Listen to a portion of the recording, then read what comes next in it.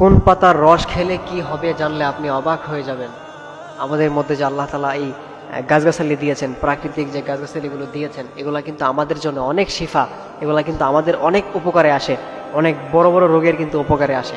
কিন্তু আমরা এটা জানি না আসলে এই গাছগুলো আল্লাহ কি জন্য দিয়েছেন। আমরা মনে করি যে আল্লাহ এই গাছটা কি জন্য দিয়েছেন, ওই গাছটা কি জন্য দিয়েছেন, এটা তো কোনো কাজেই আসে না, এটা আল্লাহ তাআলা শুধু এমনিই দিয়েছেন। মনে রাখবেন, আসলে আল্লাহ এটা এমনিই দেয়নি। প্রত্যেকটা গাছের মধ্যে শিফা রয়েছে, উপকার রয়েছে। আপনি যদি এগুলা খুঁজে বের করতে পারেন তাহলে আপনি অনেক বড় বড় রোগ থেকে মুক্তি পেতে পারবেন। এ বিষয়ে আল্লাহ তাআলা কোরআনে জানিয়ে দিয়েছেন, রব্বানা মা খালাকতা হাযা বাতিলা, আমি আল্লাহ তাআলা কোনো কিছুকেই অনর্থক সৃষ্টি করিনি। সুতরাং প্রিয় ভাইরা আমার, আমরা অবশ্যই এই গাছগাছালিগুলোর থেকে শেফা নেওয়ার চেষ্টা করবো। এর মধ্যে বিশেষ কিছু গাছ রয়েছে যেগুলা আপনি যদি রসগুলা বেটে খেতে পারেন, যে গাছের যে পাতাগুলো আছে এগুলোর রসগুলো আপনি যদি বেটে খেতে পারেন তাহলে আপনি অনেক বড় বড় রোগ থেকে শিফা পাবেন। বিশেষ করে কিছু গাছ রয়েছে, আমি আপনাদেরকে বলে দেব। আপনারা যদি এই গাছের পাতাগুলোর রসগুলো আপনারা যদি বেটে খেতে পারেন তাহলে কিন্তু আপনাদের বড় বড় অনেক রোগ ভালো হয়ে যাবে। তার মধ্যে নাম্বার 1 যেটা, সেটা হচ্ছে আপনি যদি তুলসী পাতার রস খেতে পারেন, অর্থাৎ তুলসী পাতার রসটা বেটে আপনি কিছু তুলসী পাতা নিয়ে, 8-10টা তুলসী পাতা নিয়ে এটা যদি আপনি বেটে এটার রসটা খেতে পারেন। আমাদের যখন ঠান্ডা লাগে না, যে ঠান্ডা লেগে আমরা কথাই বলতে পারি না, এরকম পরিমাণ কাশি চলে আসে আর বুকের মধ্যে চাপ দিয়ে ধরে রাখে, মনে হয় বুকে ব্যথা হচ্ছে, এই যে সমস্যাটা আছে এটা ঠিক হয়ে যাবে। আপনি ঠান্ডার সময় যদি খেতে পারেন আপনার ঠান্ডা কাশি এটা ভালো হয়ে যাবে তুলসী পাতার রস খেলে। সুতরাং আমরা অবশ্যই এই তুলসী পাতার রসটা আমরা খাবো, তাহলে আমাদের ঠান্ডা, আমাদের যে কাশি আছে এগুলো ভালো হয়ে যাবে। এই কেমিক্যাল যুক্ত এই ওষুধগুলো না খাওয়ার থেকে আপনারা এটা খাবেন, এতে করে আপনি আরও ভালো থাকবেন, আপনার শরীরে কোনো সাইড ইফেক্ট হবে না, কোনো ক্ষতি হবে না, আপনি আরও সেফ থাকবেন। এরপর নাম্বার 2 যে কাজটা রয়েছে সেটা হচ্ছে আপনি অবশ্যই নিম পাতার রস খাবেন। 4-5টা নিম পাতা নিয়ে এটা বেটে এটার রসটা আপনি খাবেন।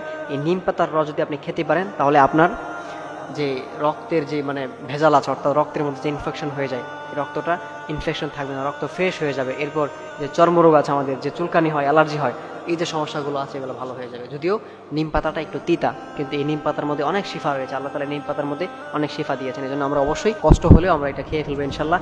তাহলে কিন্তু আমাদের শরীরের রক্ত যে আছে, রক্ত পরিষ্কার থাকবে। আর রক্ত যদি পরিষ্কার থাকে তাহলে আপনার শরীরে কখনো কোনো বড় ধরনের সমস্যা হবে না। আর রক্তে ইনফেকশন হয়ে গেলে, সমস্যা হলে তখন কিন্তু অনেক রোগ দেখা দিবে। এজন্য অবশ্যই নিম পাতার রসটা খেলে আপনার কিন্তু এই যে যে চুলকানি আছে, অ্যালার্জি আছে বা রক্তের যে ভেজাল আছে এটা থাকবে না, এটা ঠিক হয়ে যাবে ইনশাল্লাহ। এরপর নাম্বার 3 যে গাছটা রয়েছে সেটা হচ্ছে থানকুনির রস, অর্থাৎ থানকুনির পাতা আপনি এটা বেটে খাবেন। এটা যদি আপনি বেটে খেতে পারেন তাহলে আপনার মেধা শক্তি এটা বেড়ে যাবে, মেধা আপনার আস্তে আস্তে বৃদ্ধি পাবে। এটা বিশেষ করে আপনাদের যারা ছোট বাচ্চারা আছে এদেরকে এই থানকুনি পাতার রসটা আপনারা বেটে খাওয়াবেন, দেখবেন যে এদের মেধা শার্পনেস বেড়ে যাবে, এদের মেধা দেখা যায় আরও ফ্রেশ হবে, এরা একটা কিছু পড়লেই মনে থাকবে। বিশেষ করে আপনারা পিতামাতারা যারা আছেন আপনারাও খাবেন, আপনাদের মেধার কার্যক্রম বেড়ে যাবে। এই জন্য আপনারা অবশ্যই এটা অ্যাপ্লাই করবেন, আপনাদের সন্তানদেরকেও খাওয়াবেন, আপনারা নিজেরাও খাবেন। এরপর নাম্বার 4 যেটা, সেটা হচ্ছে পুদিনা পাতা। এই পুদিনা পাতা আপনি যদি এটা পুদিনা পাতার রসটা যদি আপনি বেটে খেতে পারেন তাহলে আপনার যে গ্যাস্ট্রিকের যে প্রবলেমটা আছে এটা ঠিক হয়ে যাবে। আমাদের কিন্তু অনেকেই আছেন যে গ্যাস্ট্রিকের অনেক প্রবলেম, কিছু হলেই দৌড় মেরে গিয়ে আমরা গ্যাস্ট্রিকের ওষুধ নিয়ে আসি। মনে রাখবেন এই ওষুধের মধ্যে কিন্তু অনেক সাইড ইফেক্ট রয়েছে, এতে করে আপনার কিডনি ড্যামেজ হয়ে যাবে। এজন্য অবশ্যই আপনি ওষুধ না খেয়ে এই পুদিনা পাতার রসটা যেটা আছে এটা আপনি খাওয়ার চেষ্টা করবেন, ইনশাল্লাহ আপনার গ্যাস্ট্রিকের সমস্যা বা বুক জ্বালা পোড়া এগুলো ঠিক হয়ে যাবে। এরপর নাম্বার 5 যেটা, সেটা হচ্ছে লাস্টে যে গাছটা রয়েছে সেটা হচ্ছে পাথরকুচি পাতা।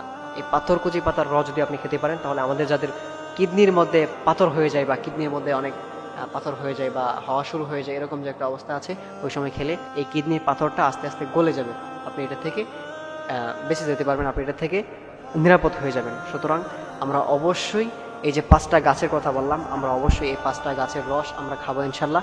তাহলে কিন্তু আমরা এই বড় বড় 5টা রোগ থেকে আমরা সেফ থাকতে পারবো।